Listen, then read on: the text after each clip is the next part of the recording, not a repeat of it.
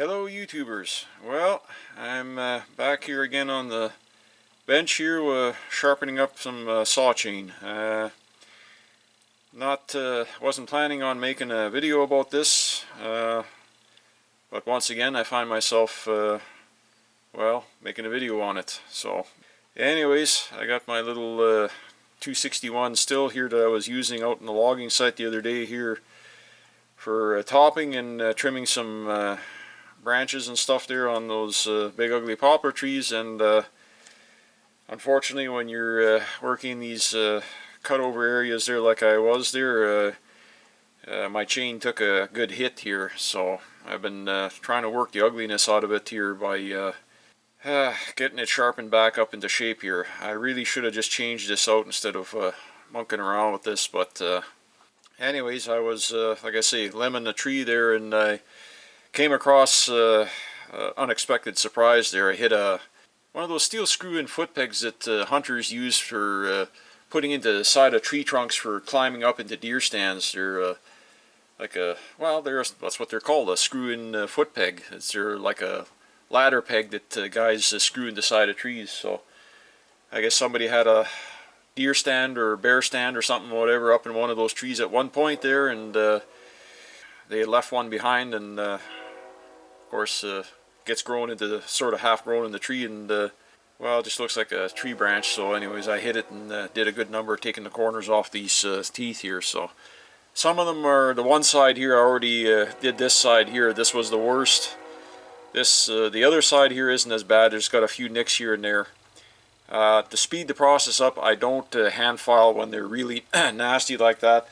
I just use my little rotary tool with well, they're just a sharpening stone, a 7/32 stone. This is a steel chain, and I don't do a full sharpening with these stones. I just use them to bring a chain back or get an edge 3/4 or 90% of the way back from being totally destroyed. As long as there's still some decent tooth left, I'll refurbish a chain with this. But anyways, I got a couple here that got a couple of bad dings that I don't feel like filing all the way out by hand. So what I'll do is I'll just hit it with this stone, and then go ahead and finish it off with a few strokes with a hand file. So anyways, get on it here.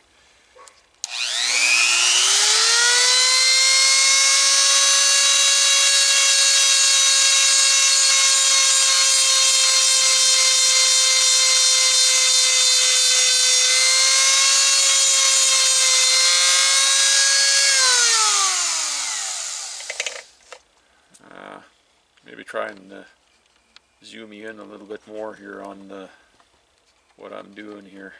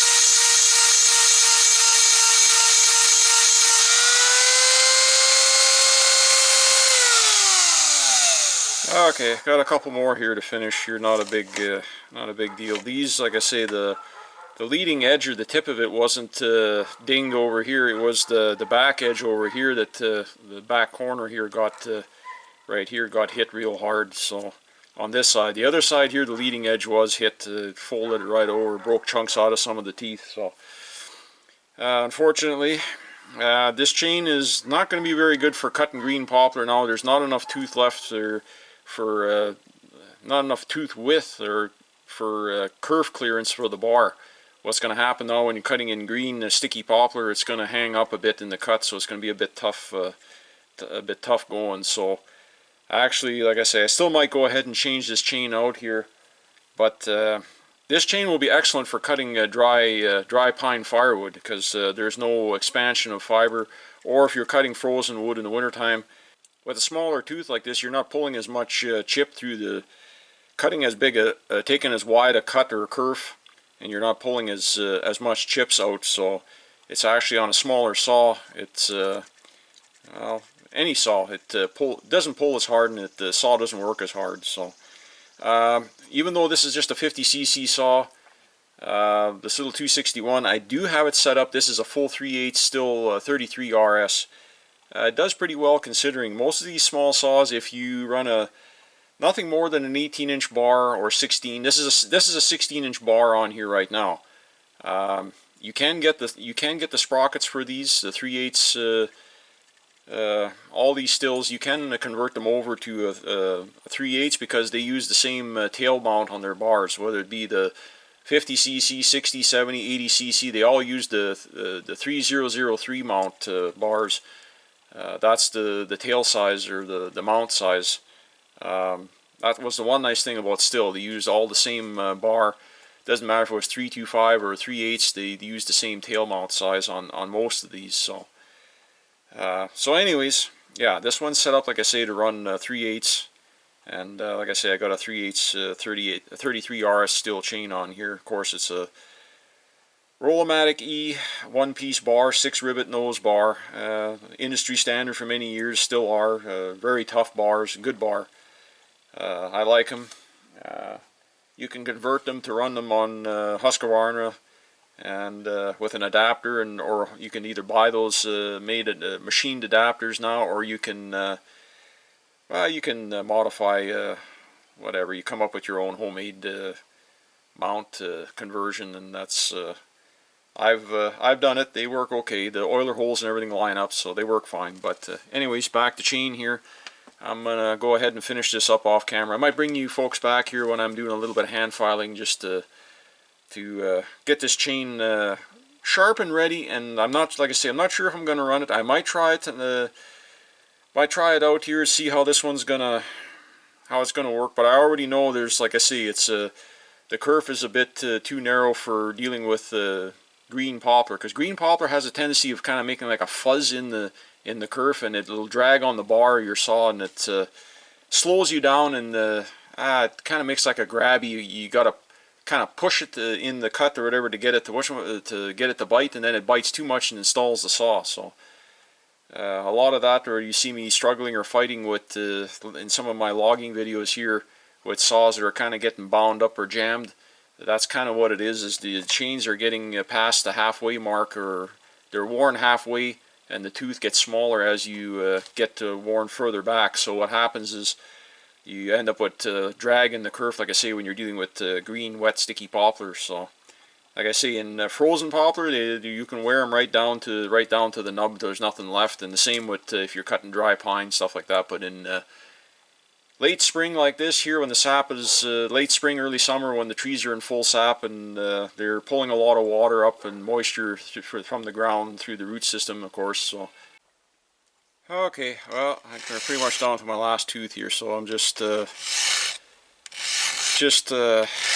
used the electric rotary Dremel type tool to actually just correct the top plate edge here that was badly damaged. What I'm doing with the hand file here is just correcting my gullet now, because I didn't, I always find it hard to try and keep your gullet depth correct, or when using a rotary tool. I prefer to hand file my gullet out. So like I say, I took a fair bit of top plate back just to get it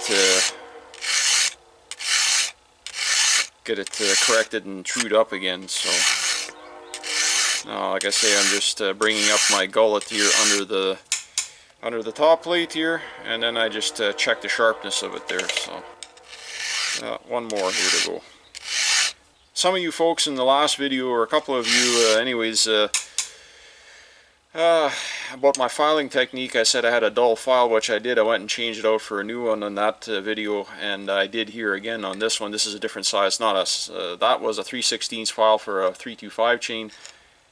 Being this is a still chain, I'm running a 1364 file. That's what they recommend. I've got 7/32 as well, but I use those on my Oregon chains. But I'm using this 1364 on this still chain, and like I say, that's what they recommend. But I also use the 1364 on any of my chains, 3/8 chains. When they get the teeth get wore down to less than half, I switch over to the little bit smaller 1364. It puts a little bit more of a C shape or in your gullet, or a little more belly in it, so to speak. Just makes the chain a little nicer cutting, regardless of whether you're running still chain or Oregon or husky chain, or whatever your preference of chain is. But now some of you in that earlier video were criticizing my filing technique here by saying that I need to, with each stroke, I need to rotate my file like this as I'm filing. They say otherwise you're going to cut a line in through your file teeth. You're going to bugger up all your file. It lasts longer to rotate it. Well, I think you can see here on the camera that the reason that I really don't do that is because the file already has a natural rotation in the teeth. It's pressed in there from the factory. The manufacturer are aware of that, and this is the reason why they do it. So technically, if you're rotating it as you're filing, in a way it's kind of all for naught. You're not really gaining anything, because it's designed that even if you file in a straight line and you don't rotate it, it already has the rotation. It already has that circular rotation imprinted in the file teeth to counteract the effects of filing in one spot or a straight line, or flattening out your file. So I've heard that argument lots of times to rotate it. The only reason that I rotate a file for the most part when I'm filing is if I haven't used the rotary tool and I have a really badly damaged chain and you have to remove a lot of material, then I kind of get in there and then work it to dig the gullet out, or to push the top plate back where I need to create a new edge again, when like over here when the old edge was destroyed. So if I'm just hand filing, which I used to do lots of, like I say, I started using a rotary tool with the 7/32 filing stone or grinding stone for doing these saw chains. Before that, like I say, I just used a hand file for everything. Then yes, if I was getting aggressive and wanting to pull lots of material out, then I would put a quarter or half turn in my filing. From as I was going through the stroke, I'd be rotating the file. But for the most part, when I'm filing like this, I'm just going pretty much just maybe slightly a bit. But like I say, it's kind of a moot point, so to speak, because the file already has the fluting or rotation, spiral rotation in it already. So okay, and if you wonder why I tap, I'm not tapping on the teeth part of the file. I'm tapping on the smooth end over here, just on my vise, like that. That's to knock any of the filing dust out of the teeth, and that does more to add longevity to your file than rotating it, because by tapping it and getting the dirt out, you're not loading, the file isn't loading up and skipping over and taking out prematurely the edgings on your fluting. So anyways, now after all this is said and done and all the work that I've done here, now I have to adjust my my depth gauge here in my rakers. I use these Husqvarna, like the old Carlton filo plates. I still have a couple of these kicking around. I think you can still order these from Husqvarna, but now they're going into those, going over to those all-in-one roller file guide. Man, mosquitoes are all of a sudden getting heavy here tonight. Here, they're giving me the gears. So, anyways, I'm just